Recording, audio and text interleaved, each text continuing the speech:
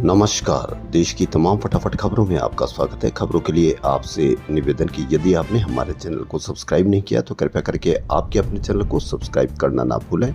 आप सब्सक्राइब करते हैं तो हमें हिम्मत होती है सही और सच्ची खबरें आप तक पहुंचाने की। तो क्या है आज की बड़ी खबर? फ्लाइट में आने वाले दिनों में और कई दिन से बम की धमकी दी गई है, वह लगभग झूठी निकली है। फिर भी भय लोगों में व्याप्त है।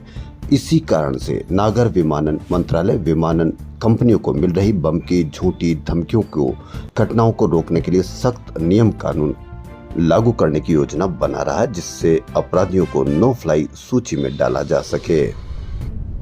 आज ही दिल्ली से लंदन जा रहे विस्तारा के एक विमान में बम की धमकी मिलने के बाद उसे फ्रैंकफर्ट की ओर डाइवर्ट किया गया और इमरजेंसी लैंडिंग करवाई गई। हालांकि जांच के दौरान विमान में कुछ भी संदिग्ध नहीं पाया गया, जिसके बाद विमान को लंदन रवाना कर दिया। तमिलनाडु के मुख्यमंत्री एम.के. स्टालिन राज्यपाल पर भड़के हुए हैं। दरअसल उन्होंने गवर्नर आर.एन. रवि पर आरोप लगाया कि वह हिंदी माह के समापन समारोह के दौरान तमिल थई वाइथु गायन से एक पंक्ति को जानबूझकर हटा रहे हैं। उन्होंने कहा कि द्रविड़ शब्द को हटा दिया जाना तमिलनाडु और तमिल भाषा की बेइज्जती है। उन्होंने भड़कते हुए कहा कि राज्यपाल ने बेइज्जती की है, उन्हें तुरंत निष्कासित कर दिया जाए। केंद्र सरकार की निंदा करते हुए सत्तारूढ़ दमों की छात्र शाखा ने विरोध प्रदर्शन किया। स्टालिन ने अपना विरोध दर्ज कराते हुए कहा कि बहुभाषी राष्ट्र में गैर हिंदी भाषी राज्यों में हिंदी माह मनाना अन्य भाषाओं को नीचा दिखाने का प्रयास है। अहमदाबाद में ये दैनिक भास्कर की बड़ी खबर। अहमदाबाद में किशोर युवाओं को ड्रग्स की लत लगाने का चौंकाने वाला केस सामने आया है। मामला 10वीं में पढ़ रहे 2 किशोरों का है, जिनके यूरिन टेस्ट में कोकीन के अंश मिले हैं। सवाल उठता है कि इन्हें कोकीन कौन दे रहा था, लेकिन सवाल ये भी उठता है कि किसी भी मीडिया चैनल पर कोई इसकी खबर नहीं है, वरना ये अभी किसी दूसरे राज्य में होता तो आप जानते हैं कि पूरा सोशल मीडिया और मीडिया किस तरह से इसको उठाता और किस तरह से घर घर में इसको पहुंचा देता। व्हाट्सएप पर अब जल्द पुरानी चैट सर्च करना आसान होगा। इसका नया फीचर चैट लिस्ट से सीधे एक नई लिस्ट बनाने में मदद करेगा। इसमें खास फिल्टर से चुने हुए नंबर और ग्रुप चैट ही दिखेंगे। इस फिल्टर की मदद से यूजर आसानी से किसी चैट की तलाश कर सकेंगे। अभिनेता सलमान खान को फिर धमकी मिली है। मुंबई ट्रैफिक कंट्रोल रूम के व्हाट्सएप हेल्पलाइन नंबर पर भेजे संदेश में दावा किया गया कि अगर उन्होंने 5 करोड़ रुपए नहीं दिए तो बाबा सिद्दीकी से भी बुरा हाल होगा। एशियन क्रिकेट काउंसिल द्वारा आयोजित इमर्जिंग एशिया कप शुक्रवार से शुरू हो चुका है। ये पुरुषों का लिस्ट ए क्रिकेट टूर्नामेंट है, जिसे एसीसी द्वारा एशिया के प्रतिभाशाली युवा क्रिकेटरों के लिए बनाया गया था। 2 हफ्ते में दूसरी बार भारत पाक की आज मुकाबला होगा। आज मस्कट में इंडिया ए और पाकिस्तान शाहीन्स के बीच T20 मुकाबला होगा, जो शाम 7 बजे से शुरू होगा। हरियाणा में अब नौकरियों में अनुसूचित जाति के आरक्षण में वर्गीकरण होगा। नई सरकार की पहली मंत्रिपरिषद की बैठक में इसे मंजूरी दी गई है। एससी को नौकरी में कुल 20% आरक्षण है। यह एससी की सभी जातियों के लिए समान है। कैबिनेट के फैसले के बाद 20% आरक्षण में आधा यानी 10% आरक्षण एससी की ही 36 वंचित जातियों को मिलेगा। हरियाणा ने SC/ST आरक्षण में कोटा देने से राजस्थान में भी ये मुद्दा उपचुनाव में गरमाने के आसार हैं। दुनिया भर में कीमत बढ़ने के कारण सोना एक बार फिर 800 रुपए उछाल के साथ 80,000 रुपए के करीब पहुंच गया है। यानी मंगलसूत्र बनाना आपके लिए एक बार फिर से महंगा हो गया है। अमेरिका ने अपनी धरती पर खालिस्तानी आतंकी गुरपतवंत सिंह पन्नू की हत्या की नाकाम साजिश में कथित भूमिका के लिए भारत के पूर्व अधिकारी पर आरोप लगाया है।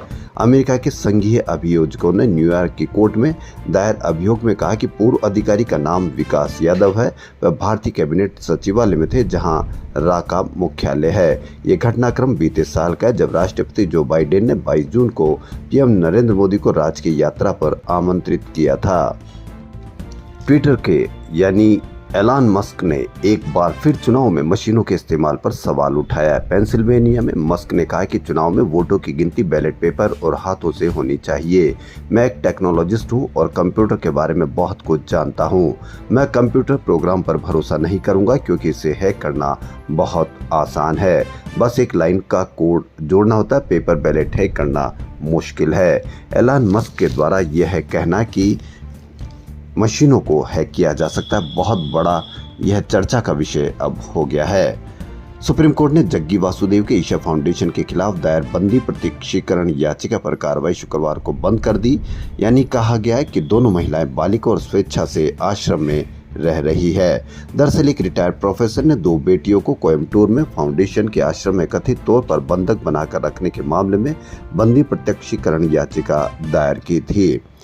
दिल्ली की राउज एवेन्यू कोर्ट ने शुक्रवार को आप नेता सत्येंद्र जैन को मनी लॉन्ड्रिंग केस में जमानत दे दी। विशेष जज ने 18 महीने की कैद और ट्रायल में देरी को देखते हुए जमानत देना उचित है। जैन रात 8 बजे तिहाड़ जेल से बाहर निकले। दिल्ली के सीएम आतिशी, पूर्व डिप्टी सीएम मनीष सिसोदिया, सांसद संजय सिंह सहित आपके वरिष्ठ नेता और कार्यकर्ता जैन को लेने तिहाड़ जेल पहुंचे। जेल से निकलने के बाद जैन ने कहा कि मुझे यमुना सफाई और मोहल्ला क्लिनिक जैसे प्रोजेक्ट रोकने के लिए जेल भेजा गया था। हम अन्याय के खिलाफ लड़ाई जारी रखेंगे। ईडी ने जैन को सीबीआई के 2017 में दर्ज प्राथमिकी के आधार पर 30 मई 2022 को गिरफ्तार किया था। सुप्रीम कोर्ट ने बेअदबी मामले में डेरा सच्चा सौदा प्रमुख गुरमीत राम रहीम के खिलाफ हाईकोर्ट की रोक को हटा लिया। पंजाब सरकार ने इसे चुनौती दी थी। 2015 के फरीदकोट के इस मामले में अब निचली अदालत में ट्रायल चलेगा। शीर्ष कोर्ट ने राम रहीम को नोटिस भी जारी किया है।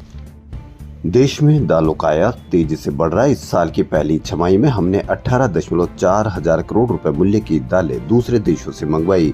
बीते साल इसी दौरान 10.6 हजार करोड़ रुपए की दालें मंगवाई थी। यानी सालाना आधार पर दाल आयात 73% बढ़ गया है, लेकिन फिर भी 10% महंगे दाम हो गए हैं। इस पर आप अवश्य चर्चा करें, क्योंकि आपकी महंगाई आपके लिए खुद के लिए सिरदर्द है, किसी के लिए भी सिरदर्द नहीं है। जब भी ये आपके लिए सिरदर्द है, इसीलिए किसी भी मीडिया चर्चा इस पर नहीं देखेंगे।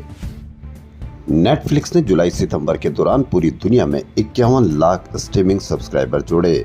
हालांकि वॉल स्ट्रीट को 40 लाख ही नए सब्सक्राइबर मिलने की उम्मीद थी। इसके चलते गुरुवार को कंपनी के शेयर में करीब 5% उछाल आया।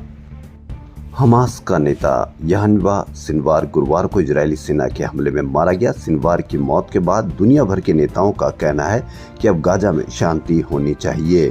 अमेरिका की उपराष्ट्रपति कमला हैरिस ने कहा कि सिनवार की मौत से लग रहा है कि गाजा का युद्ध अब समाप्ति की ओर है, लेकिन इजरायल पीएम बेंजामिन नेतन्याहू ने कहा कि बुराई को भारी झटका लगा है, लेकिन युद्ध अभी खत्म नहीं हुआ है।